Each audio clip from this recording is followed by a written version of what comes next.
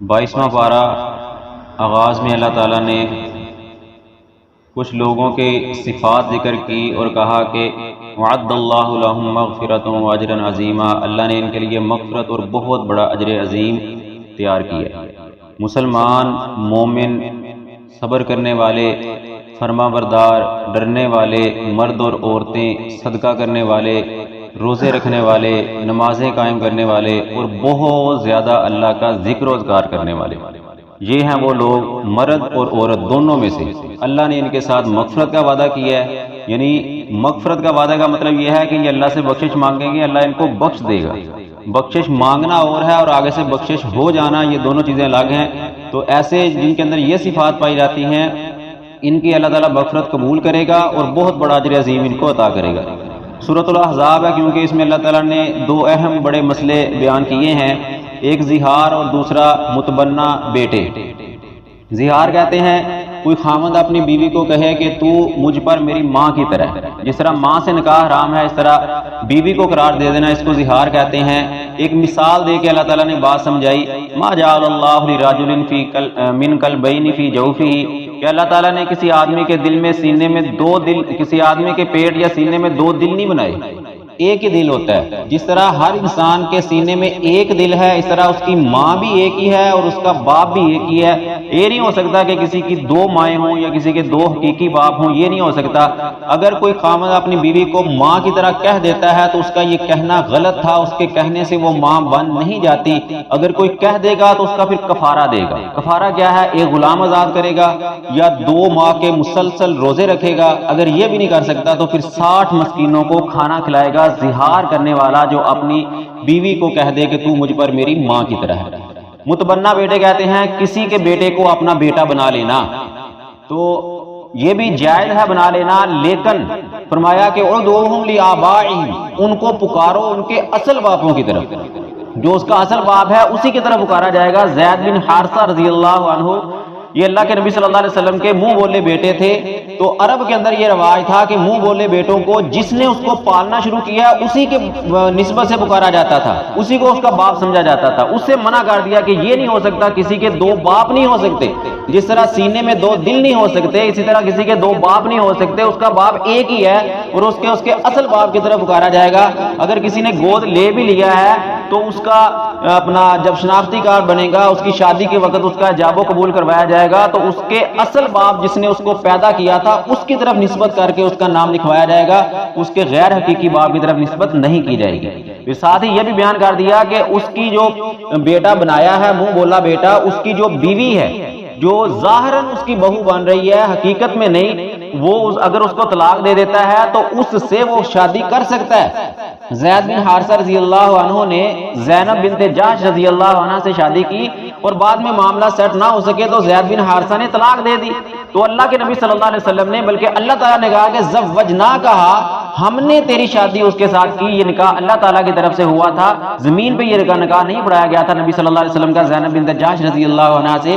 تو اللہ تعالیٰ نے یہ شادی کروا کے اللہ کے نبی کا منہ بولا بیٹا زید بن حارثہ، اس کی بیوی طلاق یافتہ، اس سے نبی صلی اللہ علیہ وسلم کی شادی کروا کے عرب والوں کو یہ بات سمجھا دی تھی کہ عرب والوں، منہ بولے بیٹے کی بیوی حقیقی بہو نہیں ہوتی، اس سے شادی کی جا سکتی ہے اگر وہ اس کو طلاق دے، تو یہ شادی اللہ تعالیٰ نے کروائی تھی۔ پھر اللہ تعالیٰ نے حکم دیا کہ عورتوں کے لیے خاص طور پہ حکم دیا کہ اپنی بات کے اندر لچک پیدا نہ کریں، جب غیر محرموں سے بات کریں تو بات کس طرح کرنی ہے، لا تخضعن بالقول، اپنی بات کے اندر لچک پیدا نہ کریں، نرمی والی بات نہ کریں، یہ نہ ہو کہ جس کسی انسان کے دل میں کوئی شیطان ہے، کوئی طمع ہے تو وہ تمہاری بات سے غلط فائدہ اٹھائے۔ وَقُلْنَا قَوْلًا مَّعْرُوفًا، سیدھی سیدھی بات کہو، مضبوط بات کرو، پختگی والی بات کرو، یہ عورتوں کو اللہ تعالیٰ نے حکم دیا۔ کہا کہ اِذَا سَأَلْتُمُوهُنَّ مَتَاعًا، جب کوئی غیر محرم کسی عورت سے کوئی سامان لینا چاہتا ہے، کوئی بات کرنا چاہتا ہے تو فَاسْأَلُوهُنَّ مِن وَرَاءِ حِجَاب، پردے کے پیچھے سے بات کرو، پردے کے اندر رہ کے ان سے بات کرو۔ یہ معاشرے کو سدھارنے کا بہترین طریقہ اللہ تعالیٰ نے بیان کیا ہے، ورنہ معاشرے کی خرابی کی بڑی وجہ یہی ہے کہ عورتوں کا سر عام غیر محرموں سے باتیں کرنا، ان کے ساتھ جو ہے نا وہ فونوں کے اوپر لگے رہنا، باتیں کرنا، یہ ساری چیزیں انسانی معاشرے کو تباہ کرنے والی ہیں۔ تو اس کے ساتھ ہی اللہ تعالیٰ نے کہا کہ یہ تمہارے دلوں کے لیے اور ان کے دلوں کے لیے پاکیزہ ہے، یہ پاکیزگی والی بات ہے۔ پردے کا حکم بیان کرتے ہوئے اللہ تعالیٰ نے کہا کہ اپنے گھروں کے اندر بیٹھی رہو، اپنی زینت کو ظاہر نہ کرو، جب گھروں سے باہر نکلو تو اپنے اوپر جلابیبی بی ہننا بڑی چادر لٹکا لو۔ کیسے لٹکانی ہے چادر، کتنی بڑی ہو؟ اسی کے ساتھ اللہ تعالیٰ نے فرمایا ذالک ادنیٰ من ان یعرفن، یہ زیادہ بہتر ہے اس بات سے کہ تمہیں پہچان نہ جائے، یعنی اتنی بڑی چادر ہو، اس طرح کا برقع کھلا ہو کہ تمہاری پہچان نہ ہو سکے۔ اور پھر کہا کہ یہ تمہارے دلوں کے لیے اور ان عورتوں کے دلوں کے لیے زیادہ پاکیزہ ہے۔ بعض لوگ کہتے ہیں نہیں، پردہ تو دل کا نام ہے، کیا امہات المؤمنات نعوذ باللہ من ذالک ان کے دلوں میں ایمان نہیں تھا؟ کیا صحابہ رضوان اللہ علیہ اجمعین کے ایمان میں کوئی شک تھا کسی کو؟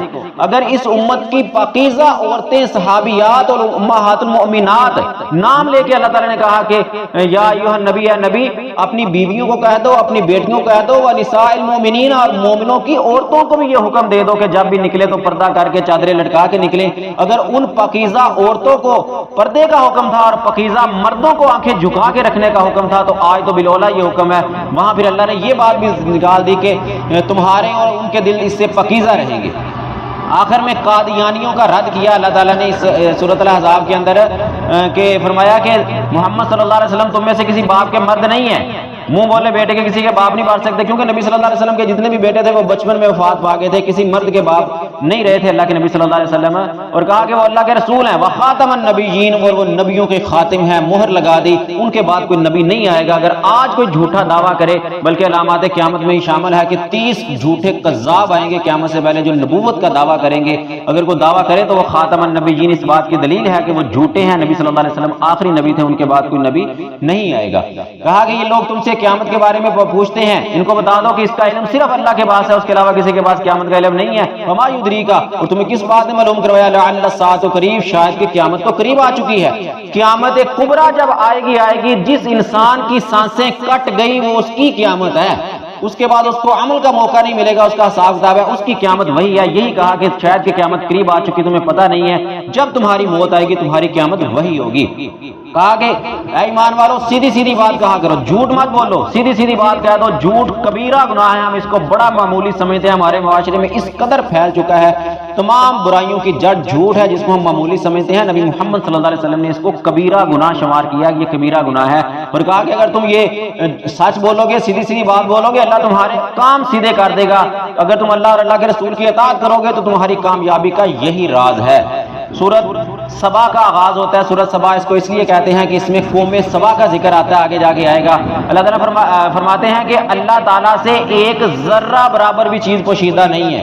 ذرہ کہتے ہیں ایٹم، جس کو ہم سائنس کی زبان میں بولتے ہیں، جو آنکھ سے نظر نہیں آتا، خوردبین سے اس کو دیکھنا پڑتا ہے۔ کہا کہ نہ ذرے سے کوئی چھوٹی چیز، نہ ذرے سے کوئی بڑی چیز، کچھ بھی اللہ سے پوشیدہ نہیں ہے، اللہ سب کچھ دیکھنے والا ہے۔ اور اس بات کا بھی ساتھ بیان کر دیا کہ جن کو تم اللہ کے علاوہ پکارتے ہو وہ ایک ذرے کے بھی مالک نہیں ہے۔ تمہارا یہ اولادیں مانگنا، یہ رزق مانگنا، یہ شفا مانگنا غیروں سے جا کے، وہ تو ایک ذرے کے بھی مالک نہیں ہے۔ تھوڑا سا انسان سوچے کہ وہ جو قبر میں پڑا ہوا مرا کیوں تھا، بیمار تھا، مر گیا، اور جا کے وہی لوگ شفا مانگ رہے ہیں۔ اگر وہ شفا دینے والا ہوتا تو اپنے آپ کو نہ ٹھیک کر لیتا، اگر تمہاری مشکلات پر لانے والا ہوتا تو اپنے گھر کی مشکلات نہ ٹھیک کر لیتا، اگر کسی روتے کو چپ کرانے والا ہوتا تو اپنے گھر میں روتے ہوئے کو چپ نہ کروا سکتا جب مر گیا تھا۔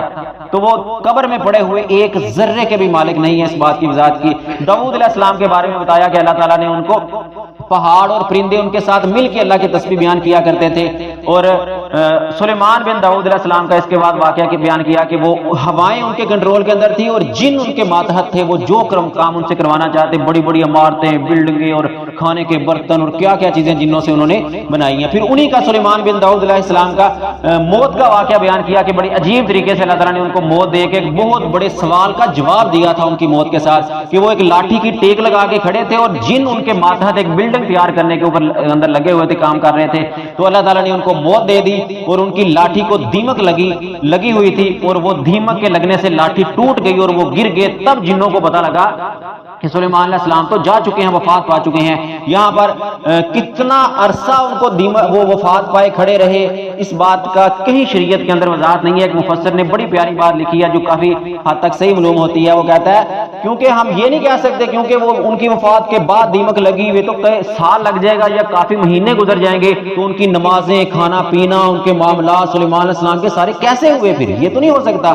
اس نے لکھا ہے کہ دیمک پہلے کی لگی ہوئی تھی، لاٹھی کے اندر دیمک پہلے کی لگی ہوئی تھی، اور جب ان کی وفات پا گئے تو کچھ تھوڑے سے وقفے کے بعد، جتنا وقفے میں کچھ کام نہیں تھے ان کے ذمہ سلیمان علیہ السلام کے، اتنے وقفے کے بعد وہ عین لاٹھی کے ٹوٹنے کا وقت بھی آ گیا، سلیمان علیہ السلام کی موت بھی آ گئی، اور وہ تھوڑا سا وقت جو تھا اس کے درمیان وہ اپنا وفات پا گئے، اور جنوں کو اس کا پتہ نہ چل سکا۔ اور سوال کیا، جواب کیا دینا تھا اللہ تعالیٰ نے، کہ اس وقت کے لوگوں کا اور آج کے لوگوں کا بھی نظریہ کچھ لوگوں کا ہے کہ جن عالم الغیب ہے، جنوں کو غیب کا علم ہے، وہ غیب کی خبریں لا سکتے ہیں۔ تو اللہ نے اس بات کا جواب دیا کہ ان کو تو سامنے کھڑے سلیمان علیہ السلام کی وفات کا پتہ نہ چلا، چاہے وہ 5 منٹ پہلے تھی، 10 منٹ پہلے تھی، 2 گھنٹے پہلے تھی، 10 گھنٹے 12 گھنٹے پہلے تھی، جتنا عرصہ بھی پہلے تھی، ان کی وفات کے بعد کچھ وقت تو جن کام میں لگے رہے ہیں نا ڈر کی وجہ سے کہ سلیمان علیہ السلام کھڑے دیکھ رہے ہیں، تو ان کو سامنے کھڑے سلیمان کا پتہ نہیں ہے، تو وہ کیا غیب کا جانتے ہیں؟ تو اس سوال کا جواب اللہ تعالیٰ نے دیا تھا کہ جن عالم الغیب نہیں ہے۔ قوم سبا کا تذکرہ کیا۔ سبا ایک جگہ ہے، وادی ہے، وہاں پر ایک قوم آباد تھی، اللہ تعالیٰ نے ان کو 2 باغ دیے تھے، بڑے خوبصورت باغ تھے، یہ وہاں سے کھایا پیا کرتے تھے، لیکن نشکرے تھے، نشکریاں بہت کیا کرتے تھے، جو رسول ان کی طرف آتے ان کو جھٹلا دیتے تھے، تو ان کی تکذیب کر دیتے تھے۔ تو اللہ نے ان کے پاس، اللہ نے ان کو ٹیکنالوجی دی تھی، یہ بند بناتے تھے، بند۔ ٹیکنالوجی پہ پہلے بات ہو چکی ہے کہ بڑی ٹیکنالوجیاں آئی، تباہ ہو گئی۔ ان کے پہاڑ تھے 2، اس کے درمیان میں انہوں نے بند بنایا ہوا تھا، پانی جمع کرتے تھے اور وہاں سے اپنا جو نا باغوں کو پانی لگاتے تھے۔ تو اللہ نے اس کا نام لیا عارم، بند کا نام تھا۔ اللہ نے اس بند کو توڑ کے ان کو تباہ و برباد کر دیا، ان کے سارے وہ بغات تباہ کر دیا۔ اللہ کہتا ہے جو لہلہاتے بغات تھے، ہم نے ان کو خراب کر کے، ویران کر کے اس کا مالک ان کو بنا دیا، ان کی نشکریوں کی وجہ سے اور رسولوں کو جھٹلانے کی وجہ سے۔ سورۃ فاطر کا آغاز ہوتا ہے، فاطر کہتے ہیں نئے سرے سے پیدا کرنے والا، فاطر السماوات والارض، اللہ تعالیٰ زمین و آسمان کو نئے سرے سے پیدا کرنے والا۔ پھر سوال پیدا ہوتا ہے کہ ہر چیز نئے سرے سے ہی پیدا ہوتی ہے؟ ہر بنانے والا نئے سرے سے بناتا ہے؟ نئے سرے سے بنانے کا مطلب ہوتا ہے بغیر مٹیریل کے کوئی چیز بنا دینا۔ جو بھی چیز بناتا ہے اس کا مٹیریل تو ہوتا ہے نا، اس کو جوڑ کے فک و ترکیب کر کے اس کو بنا دیتا ہے، لیکن نئے سرے سے فاطر السماوات، نئے سرے سے بنانے کا مطلب ہوتا ہے اس کا مٹیریل ہی نہیں تھا۔ اللہ نے کن کہا آسمان بن گیا، اللہ نے کن کہا زمین بن گئی، اللہ نے کن کہا تو ساری چیزیں بن گئی۔ یہ ہے بغیر مٹیریل کے اللہ تعالیٰ کن کہہ کے نئے سرے سے چیزوں کو بنانے والا ہے۔ پھر اللہ تعالیٰ نے فرمایا کہ عزت اللہ کے ہاتھ میں ہے، من یرید العزت فإن العزت للہ جمیعا، جو عزت چاہتے ہیں ساری کی ساری عزت اللہ کے پاس ہے، دنیا میں تمہیں کہیں عزت نہیں ملے گی، عزت اور ذلت دینا یہ اللہ کے اختیار میں ہے۔ علماء کی پہچان بتائی، انما العلماء انما یخشى اللہ من عبادہ علماء، بندوں میں سے جو اللہ سے ڈرنے والے ہیں وہ علماء ہوتے ہیں۔ علماء کی پہچان یہ ہے کہ وہ اللہ سے ڈرنے والے ہوتے ہیں۔ کیسے پتہ چلے گا کہ کون سا عالم اللہ سے ڈرنے والا ہے؟ 3 صفتیں اللہ تعالیٰ نے ان کی بیان کی ہیں۔ یتلون کتاب اللہ، اللہ کی کتاب کو پڑھنے والے ہوتے ہیں، اقام الصلاۃ، نماز قائم کرنے والے ہوتے ہیں، ومما رزقناہم ینفقون سرا وعلانیہ، جو ہم نے، اللہ کہتا ہے ہم نے جو ان کو رزق دیا ہے وہ ظاہر اور باطن دونوں طرح سے اللہ کے راستے میں خرچ کرنے والے ہوتے ہیں۔ ویرجون تجارتا، اور ایسی تجارت کی اللہ سے امید رکھتے ہیں، لن تبور، جو کبھی ہلاک ہی نہیں ہوگی، جس میں خسارہ ہی نہیں آئے گا۔ یہاں پر اللہ نے ان کی نماز، قرآن کی تلاوت اور ان کا اللہ کے راستے میں خرچ کرنا، اس کو تجارت سے تشبیہ دی ہے کہ علماء کے یہ کام دعوت و تبلیغ کے یہ تجارت ہیں، اور دنیا کی تجارت میں خسارہ ہو سکتا ہے لیکن اس تجارت کے اندر کسی صورت خسارہ نہیں ہو سکتا۔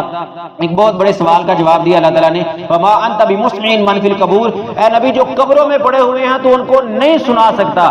جب نبی قبروں میں پڑے ہوئے کو نہیں سنا سکتا تو ہم کیسے ان سے مانگ سکتے ہیں وہ ہماری سن سکتے ہیں؟ اس میں پہلے بھی بات ہو چکی تھی، صرف 2 موقع پہ اللہ تعالیٰ نے قبر والوں کو سنایا ہے۔ ایک جب دفن کر کے واپس آتے ہیں، قدموں کی چاپ سناتا ہے، اللہ کے حکم سے سنتا ہے، اس کے بعد ناتا کٹ جاتا ہے۔ ایک بدر کے اندھے کنویں میں پڑے ہوئے مشرکین کی آواز، اللہ کے نبی کی آواز ان کو سنائی تھی، اس کے علاوہ کبھی قبر والے نہیں سن سکتے۔ یہ قرآن کی آیت سورۃ فاطر کی واضح دلیل ہے، وما انت بمسمع من فی القبور، اے نبی جو قبر میں پڑے ہوئے ہیں تو ان کو کسی صورت سنا نہیں سکتا۔ پھر اللہ تعالیٰ نے فرمایا کہ جہنمی جب جہنم میں چلے جائیں گے نا، وہاں چلائیں گے، ربنا اخرجنا، اے رب ہمیں یہاں سے نکالے، ایک بار نکالے، ہم دنیا میں جائیں گے، ہم نیک اعمال کریں گے، پہلے والے عمل چھوڑ کے۔ اللہ آگے سے پتہ کیا کرے گا؟